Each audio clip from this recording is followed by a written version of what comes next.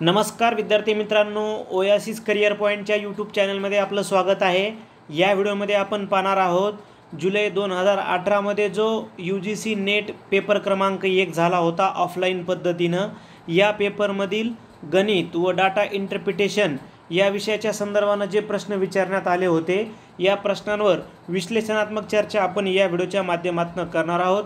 कारण येणारी एक्झाम ही ऑफलाईन पद्धतीनं असल्यामुळं जे काही ओल्ड पेपर आहेत ऑफलाईन पद्धतीचे त्याचे ॲनालिसिस आपण करत आहोत नेटच्या पेपरचं, ते तुम्हाला अत्यंत उपयुक्त ठरू शकतं।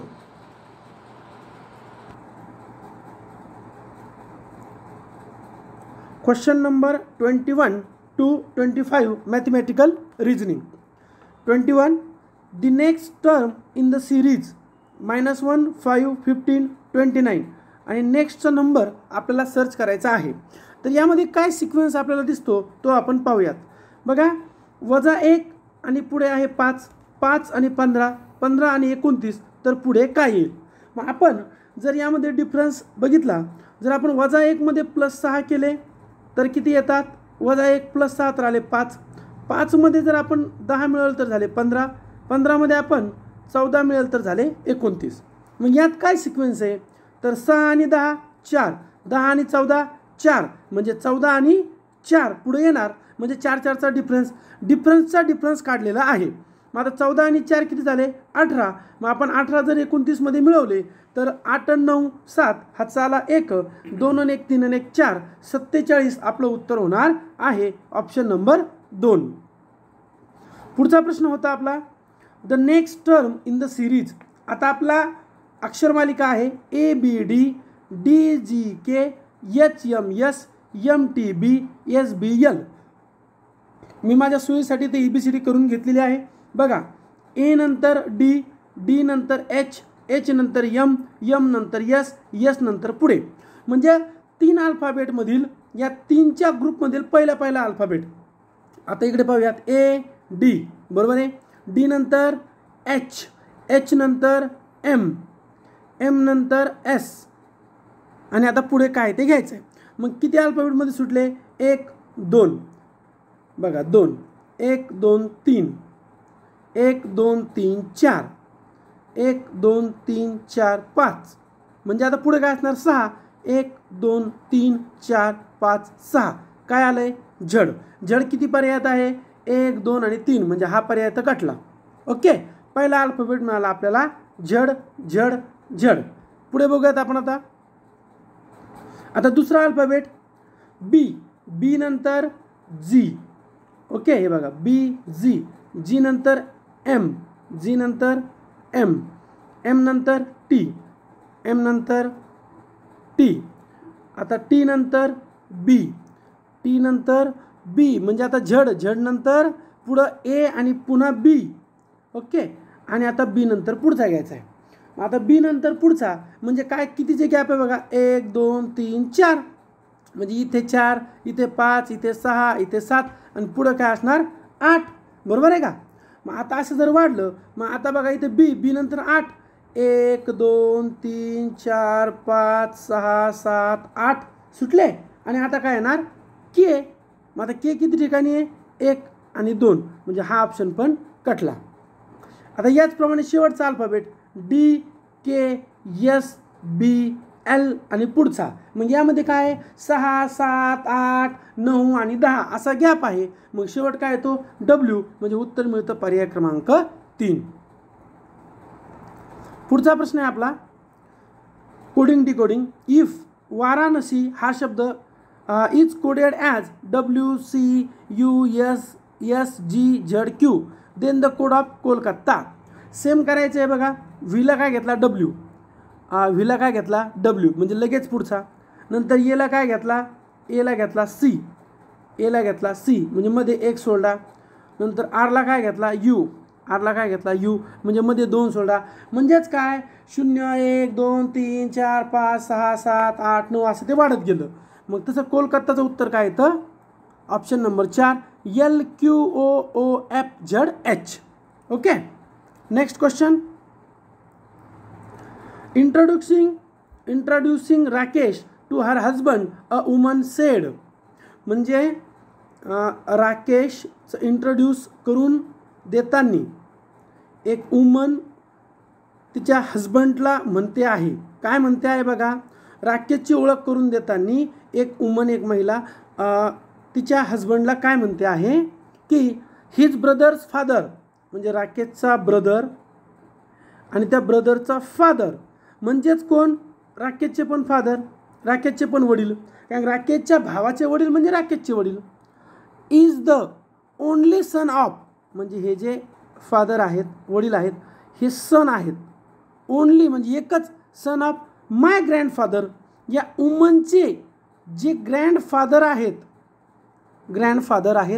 म्हणजेच आजोबा आहेत, या आजोबांचा तो एकुलता एक मुलगा आहे, कोण, हे फादर, म्हणजेच काय, राकेश हा त्याचा भाऊ आणि ही वुमन हे तिघं बहीण भावंड आहे, म्हणजेच त्या वुमनचं राकेशसोबत काय रिलेशन आहे, the woman is related to Rakesh sister.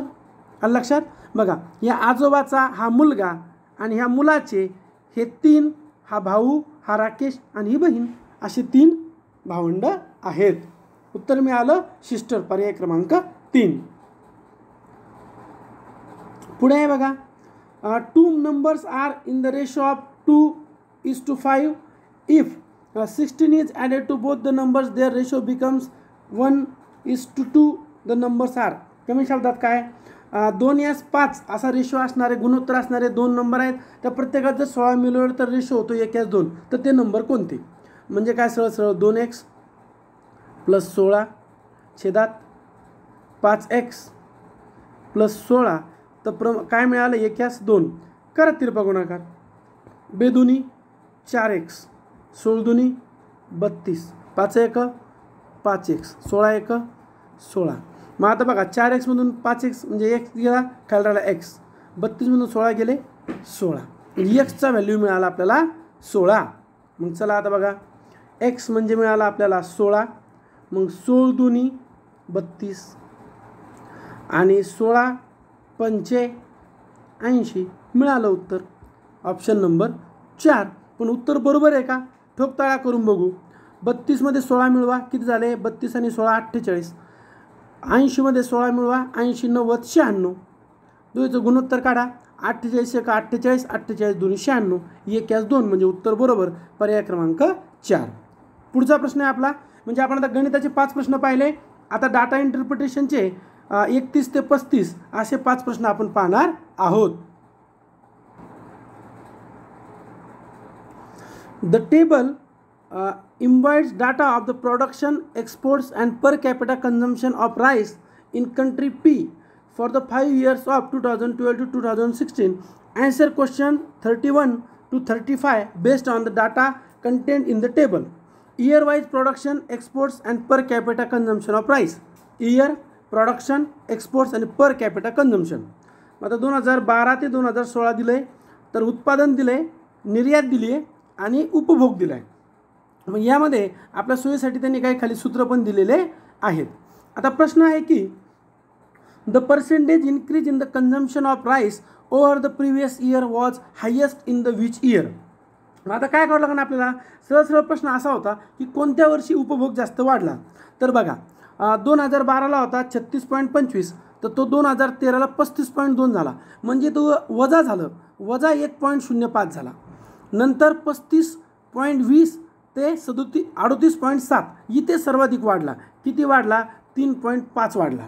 नंतर 1.8, नंतर इथे आहे 1.8 आणि इथे आहे 1.5. मग हे कुठं आहे, 2014ला सर्वाधिक उपभोग वाढला मागच्या वर्षीच्या तुलनेत, 2013च्या तुलनेत 2014ला सर्वाधिक वाढला. उत्तर आहे ऑप्शन नंबर 2. पुढचा प्रश्न आहे आपला, आता टेबल तर आपण पाहिलेला आहे, त्यामुळे आता टेबलची काही गरज नाही. What is the population of the country in year 2014 in million. मग आता 2014चं आपल्याला पॉप्युलेशन विचारले आहे. कशी काढता येईल पॉप्युलेशन, तर बघा 2014चं जे उत्पादन होतं हे किती होतं, 238 मिलियन. त्यामधून निर्यात किती केलं, 130 निर्यात केलं आहे, बरोबर. वजाबाकी किती आली, 108.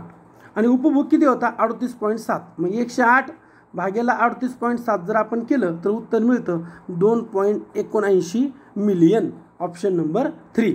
काय केलं आहे, पहिले उत्पादन, त्यातून निर्यात वजा केली, आलेल्या वजाबाकीला उपभोगाने भागलं तर आपल्याला लोकसंख्या मिळाली 2.79. पुढचा प्रश्न आहे, the ratio exports to consumption in the given period was the highest in the year. उपभोगाचा रेशो हा एक्सपोर्टसोबत आहे, तर कसा? बघा, आपलं उत्तर येते 2012च. मग आपण 2012चं डिटेल घेऊ आणि 13, 14, 15चे फक्त तुम्हाला आकडे सांगतो.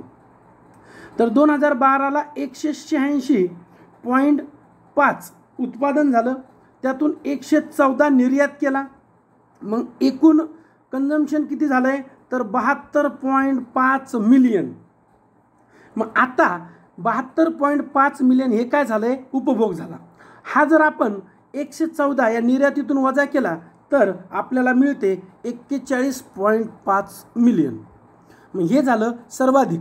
जर आपण याच पद्धतीनं 2013चं काढलं तर ते येतं आहे 26, 2014चं येतं 22, 2015चं येतं आहे 11. मग सर्वाधिक कोणाचं आहे? 2012, ऑप्शन नंबर 1.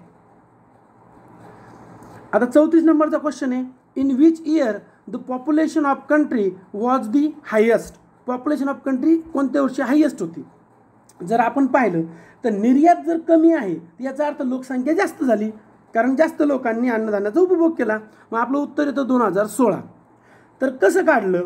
काय करायचं आहे? फक्त 2016 तुम्हाला डिटेल सांगतो.